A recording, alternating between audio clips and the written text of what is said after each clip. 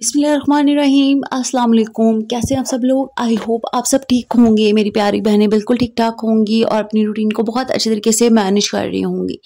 बिल्कुल हर दिन की तरह प्रोडक्टिव डे है, प्रोडक्टिव मैं हूँ।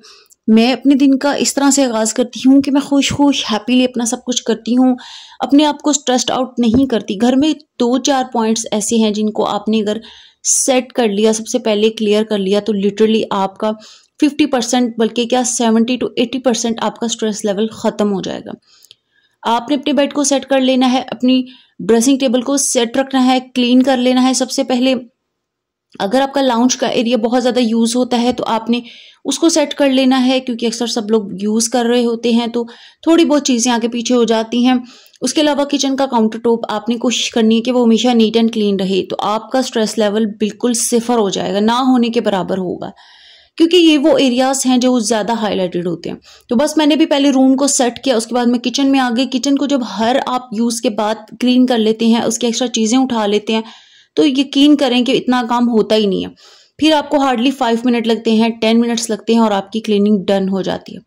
जब आप ब्रेकफास्ट बनाते हैं उसके बाद बहुत अच्छे तरीके से डीप क्लीनिंग नहीं करते, एक स्पॉन्ज जो कि बहुत साफ सुथरा सा हो उसको गीला करें, अपने काउंटर टॉप को क्लीन कर दें। नेक्स्ट जब आप दोपहर का खाना बनाएंगे तो फिर उसके बाद भी आपको स्पंज के साथ साफ करना का, खुश्क आटा वगैरह हमेशा की तरह मैं जो आपको कहती हूँ कि कुछ ना कुछ यूज़ किया करें रोटी वगैरह बनाते वक्त, ताकि आपका काम कम आसान हो जाए और कम हो आपका काम। जब मुझे 1 से 2 बार यूज़ करने के बाद फील होता है तो मैं इस पर जो लिक्विड वाला स्पंज है उसे साफ कर लेती हूँ। मैंने इस चीज़ को अपने लिए एक सवार नहीं किया, मैं इसको आसान बना के करती हूँ। दैट्स वाई मुझे कभी भी मुश्किल नहीं लगा, मुझे झंझट नहीं लगता।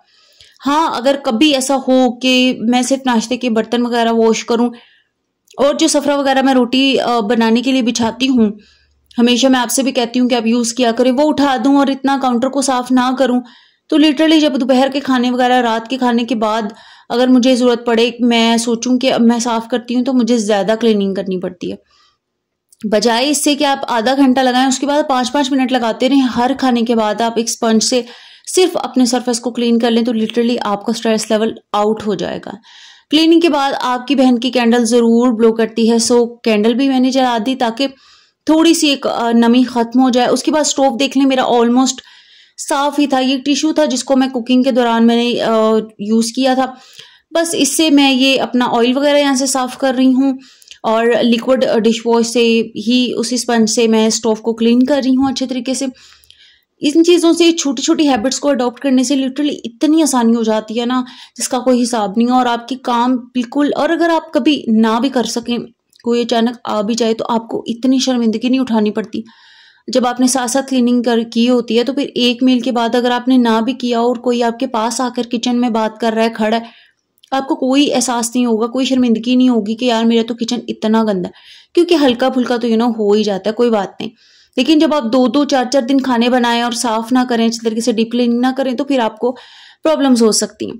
खैर, मैं आपसे हमेशा कहती हूँ कि अपना भी बहुत ख्याल रखिए। तो यहाँ पे भी मैं जी वॉक वगैरह करती हूँ ज़रूर, शाम को बच्चों को भी ले जाती हूँ, बच्चे इंजॉय करते हैं जिस तरह वो चाहें, वो खेल कूद करते हैं। मट्टी वगैरह में खेलना भी बहुत अच्छी बात है, मैं अपने बच्चों को मना नहीं करती हूँ। अपनी दुआ में याद रखिएगा, अपना बहुत ख्याल रखिए। अल्लाह हाफिज़।